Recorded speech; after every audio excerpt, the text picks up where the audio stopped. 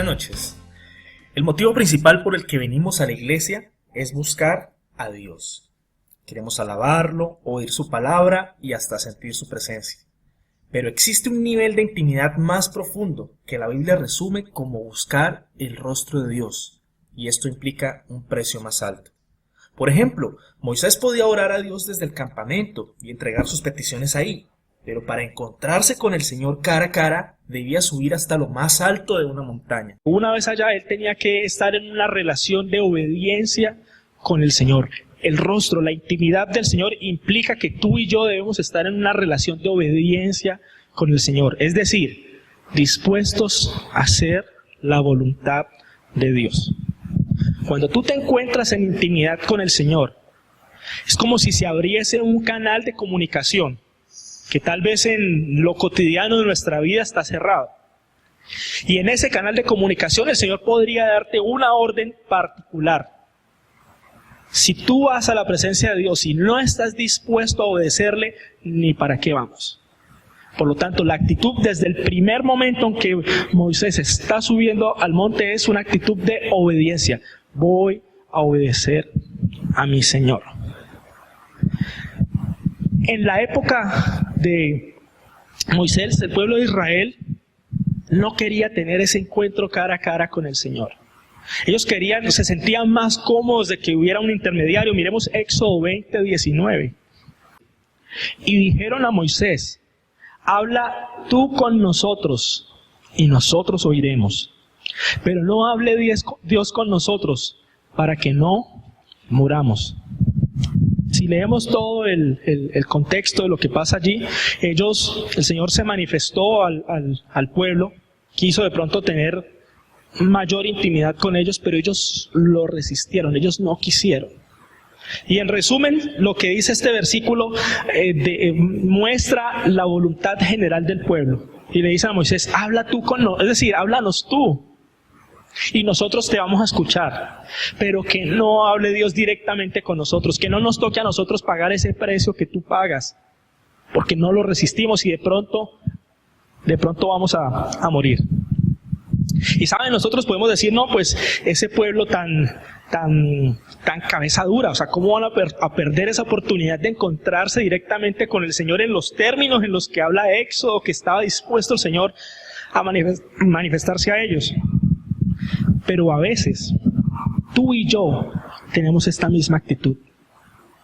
Estamos más cómodos con intermediarios, con una persona, nos sentimos muy cómodos de venir a la iglesia.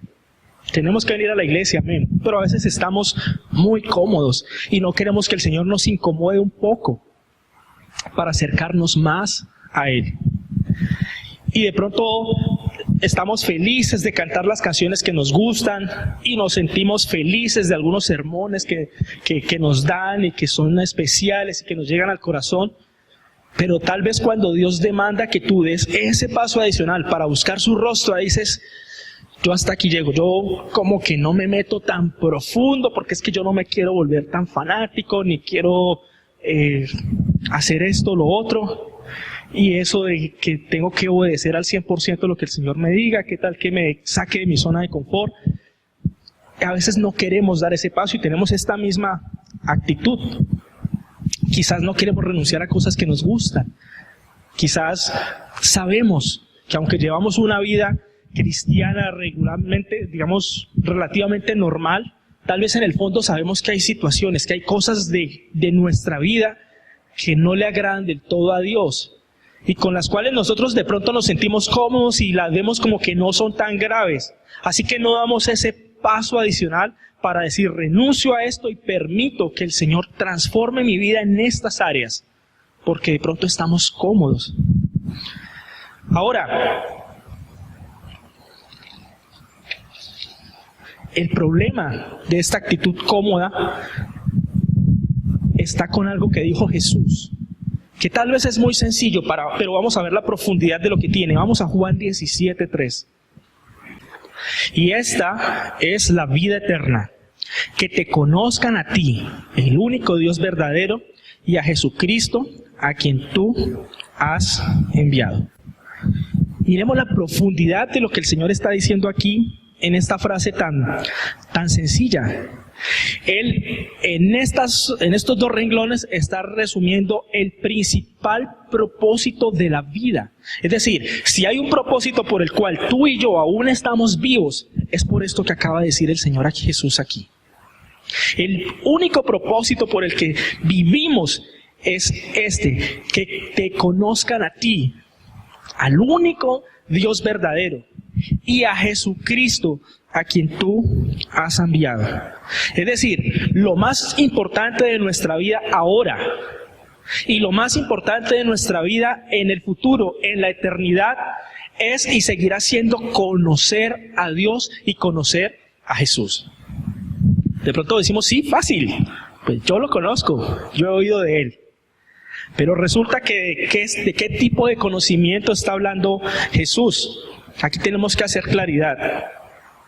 Y es que ese conocimiento no se refiere simplemente a tener información de Dios. No se refiere a un conocimiento intelectual que yo proceso y razono con mi mente. El Señor aquí no está hablando simplemente del hecho de identificar al Señor, de reconocerlo. Aún más, no está hablando de conocer sus nombres y conocer sus cualidades. Aquí la palabra que la Biblia está utilizando en el griego, en el original, es la palabra ginosko, que implica algo más que simple conocimiento. En su contexto particular, esta palabra implica un conocimiento causado por una experiencia personal. Es decir, no es un conocimiento que usted adquiere en un libro, es un conocimiento que se da como resultado de una experiencia personal, que en el caso de lo que está hablando el Señor, es una experiencia personal, íntima con el Señor. Esta palabra ha sido utilizada en la Biblia también en Génesis 4:1, miremos por ahí también es, para que entendamos un poco a qué se refiere ese conocer a Dios, que es lo más importante de nuestras vidas. Génesis 4:1.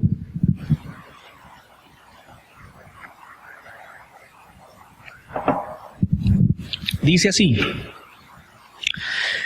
y conoció Adán a su esposa Eva, la cual concibió y dio a luz a Caín, y dijo: he adquirido varón de parte de Jehová.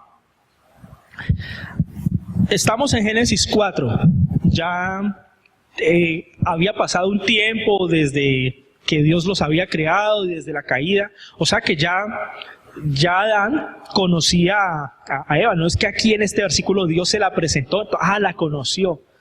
Entonces aquí en este contexto nos damos cuenta que la palabra habla de algo más allá del simple reconocimiento o cruce de información o que yo la vi y ya sé cómo es. No, aquí conoció, está hablando de una intimidad en cuerpo, mente y alma. En este caso es una intimidad en la parte sexual. De acuerdo al plan original de Dios para la sexualidad, implicaba la integración de la pareja en todo su ser, toda su mente, toda su alma y su espíritu. De esta forma, la intimidad les permitía experimentar un conocimiento del uno al otro que no podía haber sido revelado con palabras, sino a través de la experiencia misma. Es decir, aquí lo que la Biblia nos está diciendo es que ellos tuvieron relaciones como esposos, pero llegaron a un conocimiento del uno del otro tan íntimo y tan profundo como no lo hubiesen podido adquirir si simplemente se ponen a charlar. Ahora, esa misma palabra es utilizada en otros textos bíblicos del Nuevo Testamento, en el caso de Jesús, en Juan 10, 14 y 15.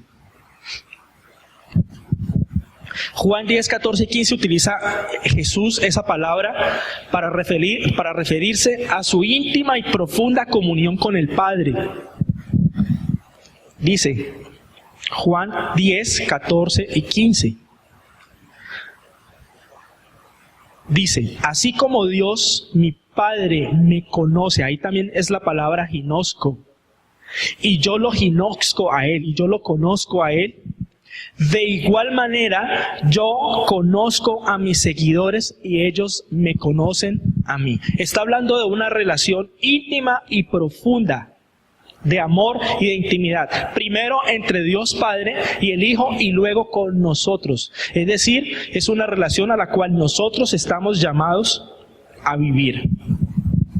Ahora, si volvemos a Juan 17:3, después de tener toda esta explicación de lo que verdaderamente implica la palabra conocer aquí, entonces volvámoslo a leer. Dice Juan 17:3, y esta es la vida eterna. Este es el propósito de la vida eterna. Para esto se les va a dar vida eterna, es lo que está diciendo Jesús.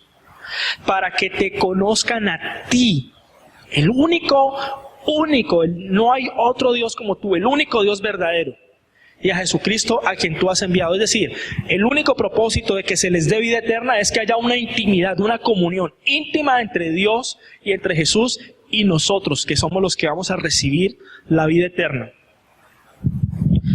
Entonces, podemos concluir que lo que Jesús está diciendo es que para nosotros no hay nada más importante en la vida que buscar el rostro de Dios. No hay nada más importante para nosotros en nuestra vida que buscar el rostro de Dios. Claro, tenemos sueños, tenemos anhelos, tenemos un día a día en nuestra vida. Pero a la luz de lo que el Señor nos está diciendo aquí, todas esas situaciones, todo eso debería estar en un segundo plano. Y nuestro principal objetivo en la vida debería ser buscar el rostro de Dios. Lastimosamente, todos nosotros, incluyéndome a mí, a veces tenemos la actitud del pueblo de Israel. No, Moisés, queremos hablar contigo. Y por eso existen tantas religiones en el mundo, porque los seres humanos de una u otra forma estamos buscando intermediarios, pero evadimos al verdadero Dios. Nos da miedo confrontarnos cara a cara con nuestro Señor. A veces de pronto nos puede dar pereza caminar esa milla extra que tenemos que caminar, ese esfuerzo adicional que Él demanda para encontrarse con Él. Pero aquí Jesús está diciendo que no tenemos otro propósito en la vida, sino buscarlo a Él con todo nuestro corazón. En esa búsqueda, cosas que nos pesan deben quedarse atrás. Ahora, a la luz de esta explicación de lo que significa la palabra conocer a Dios y a la luz de esas palabras que dijo Jesús, si ustedes leen Juan 17, lo que está pasando ahí, Él ya está en una oración al Padre, le está diciendo: Señor, ya todo quedó listo, ya todo ha sido consumado, ya ellos tienen claro que lo más importante es que te conozcan a ti y que me conozcan a mí. Ahora, a la luz de esto que hemos visto, la pregunta para ti y para mí es: ¿conoces a Dios? ¿Tienes intimidad? ¿Has tenido intimidad con Dios? ¿Lo conoces a un nivel de profundidad donde definitivamente has experimentado el amor de Dios y que tú lo amas a Él y que Él te ama a ti? Muchos hombres a lo largo de la historia han errado en este concepto, porque han pensado que de pronto conocer a Dios es una situación intelectual y que de pronto simplemente conocemos a Dios estudiando la palabra. Amén, tenemos que estudiar la palabra y tenemos que escudriñarla y tenemos que enamorarnos porque esta es la palabra de Dios, pero no simplemente es un tema teórico. No nos podemos quedar solamente en una teoría. La vida cristiana es una vida de vivir en la presencia del Señor, como el Señor Jesús lo dijo en Juan 15, que Él era el pámpano y nosotros, que Él era la vid y nosotros los pámpanos. Es necesario vivir pegados a Él en comunión, en oración, en todo momento, en intimidad con Él. Necesitamos estudiar también. Necesitamos hacer los cursos y necesitamos someternos a los maestros que Dios ha establecido, pero necesitamos aún más de la presencia del Señor en nuestras vidas, de buscar su rostro, de buscarlo a Él. De lo contrario estamos incompletos. Había un personaje en la Biblia, Job, se comportaba muy bien, era una vida recta, incluso Dios le llama justo. Pero si ustedes ven en Job 42, al final el libro llega a una conclusión. Y Job casi que termina el libro diciendo: de oídas te había oído, pero ahora mis ojos te ven. Es decir, él lo que está diciendo es: antes yo había oído de ti, había escuchado cosas de ti, pero yo no te conocía. Y fue a través de esa situación que tú me permitiste vivir que yo pude conocerte, que pude tener intimidad contigo. Dios quiere que tú y yo tengamos intimidad con Él. Pero tú escoges si quieres que Él tenga que presionar a que sea un método como el de Job, donde tenga que quebrantar toda nuestra fortaleza, o definitivamente tú te rindes delante de Él como lo hacía Moisés y daba ese paso adicional de esfuerzo para llegar a encontrarse cara a cara con su Señor. Para ir terminando, en Juan 2, del 1 al 5. Porque aquí viene un tema. Y es que muchas personas a lo largo de la historia han estado engañadas respecto de conocer a Dios. En Mateo 7 se nos narra un episodio en el que Jesús ya está en el cielo, o es un tema que tiene que ver con juicio. Y hay un grupo de personas aparentemente creyentes, aparentemente cristianos, que le hacen un reclamo, porque Él los rechazó. Y le dice: Señor, en tu nombre echamos fuera demonios, en tu nombre hicimos esto, en tu nombre hicimos aquello. Pero Jesús le contestó: apartaos de mí, hacedores de maldad, nunca los conocí. Y en ese versículo la palabra conocí también vuelve a ser la palabra ginoxo. ¿Qué les dijo? Miren, ustedes hicieron religiosamente muchas cosas, pero nunca hubo intimidad entre ustedes y yo. Nunca me buscaron, nunca derramaron su corazón delante de mí. Porque seguramente todo el ambiente cristiano a nivel de religión les encantó y lo vivían, y qué chévere echar fuera demonios y el poder y todo, pero su corazón jamás estuvo rendido delante de mí.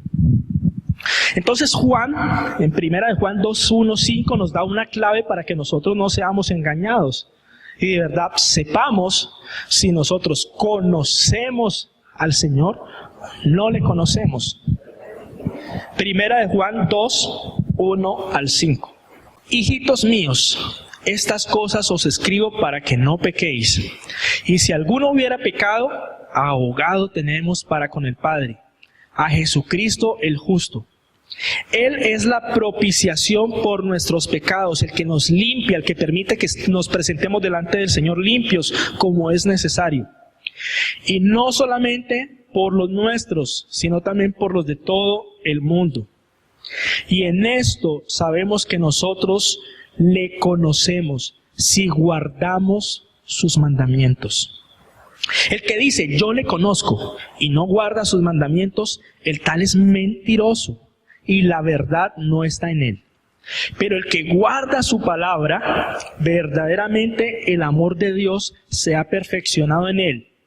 Por esto sabemos que estamos en él. Y aquí hay una palabra clave en este mensaje, que es la palabra guardan. Es la misma palabra que utilizó Jesús en Mateo 28, 19, cuando les dice: por tanto, id y haced discípulos a las naciones, bautizándolos en el nombre del Padre, del Hijo y del Espíritu Santo, y enseñándoles que guarden todas las cosas que yo os he mandado, y aquí yo estoy con vosotros todos los días hasta el fin. Note que Jesús no les está diciendo como en la ley, como en el antiguo pacto, no les está enseñándoles que cumplan todo lo que yo he mandado. Hay una sutil diferencia entre guardar y cumplir. Obviamente, cuando yo guardo las palabras del Señor, yo las atesoro, yo les doy la importancia y la relevancia que ellas se merecen. Por lo tanto, empiezo una carrera donde mi vida quiero ponerla a la altura de las palabras del Señor. Pero van a venir tropiezos, porque somos débiles. Y para eso Juan está diciendo: hijitos míos, estas cosas os escribo para que no pequéis. Tenemos que empezar a aborrecer el pecado. A veces lo amamos tanto que no lo queremos soltar. Aquí el Señor nos dice: no, tenemos que empezar. Si el Señor lo aborrecía y dice que algo está mal, entonces para nosotros debe estar mal. Pero van a venir tropiezos, y dice: y si alguno hubiere pecado, abogado tenemos. Pero a pesar de que tú caigas en una situación, cuando tú la atesoras, tú no te vas a engañar a ti mismo a decir: no, pues es que esto es chévere, igual tengo licencia para pecar porque pues el Señor me perdona. Esa no es una actitud de guardar la palabra de Dios.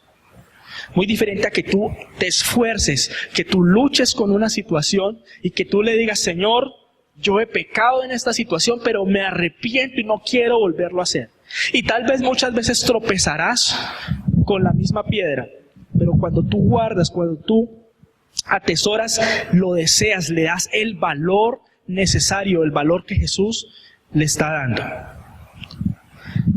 En conclusión, si de verdad amamos al Señor, tenemos que atesorar su palabra y sus mandamientos. Y una de las cosas que tenemos que atesorar y ponerle atención, porque a veces el no atesorar es que las palabras vienen y nos parecen chéveres, pero no le ponemos atención. Es el versículo que hoy confrontó nuestras vidas, que es el de Juan 17:3. Que en esto consiste la vida eterna, en que te conozcan a ti, en que tengamos una intimidad, una profundidad de nuestra relación con el Señor. Ese debe ser el objetivo número 1 de nuestras vidas. Todo lo demás, nuestros sueños, nuestros anhelos, nuestras metas, quiero casarme, quiero tener hijos, quiero viajar, quiero una casa, quiero un carro, debe estar en un segundo plano. Nuestro objetivo en la vida número 1 debe ser buscar el rostro de Dios, tener una intimidad con el Señor, conocerlo cada día más. Además de conocerlo cada día más, yo también necesito estar pegado de la palabra, conocer la palabra. Porque ella me revela, dijo Pedro, Señor, ¿a quién iremos si solo tú tienes palabras de vida eterna? Es la palabra la que nos da vida. Y este mensaje es muy sutil porque a veces uno los coge para un lado y dice, no, como el tema es simplemente intimidad, entonces me dedico solo a la oración y me olvido de la palabra. No, Señor, de eso no está hablando el Señor. El Señor está diciendo que debemos amar la presencia del Señor, buscarlo en todo momento. Orar en la intimidad del Señor, pero jamás nos podemos olvidar de su palabra, jamás. También tenemos que estudiar y en ella también tenemos que pagar el precio de escudriñar las Escrituras, porque el objetivo es conocerlo más. Hoy, en esta noche, que es nuestra noche de vigilia, noche de buscar el rostro de Dios, todavía tenemos unos minutos para buscar el rostro del Señor. Tal vez a todos nos pasa en nuestras casas, el día a día nos hace olvidar de ese objetivo. Pero hoy que vinimos con ese objetivo, dile al Señor que no quieres salir por esa puerta sin haber buscado de todo tu corazón el rostro del Señor. Y con esa actitud, espero que sigamos en esta noche buscándole, diciéndole, Señor, hoy quiero tener intimidad contigo. Tal vez en una oración larga se cansen nuestras piernas, en fin, pero vamos a pagar el precio. Vamos a cerrar nuestros ojos.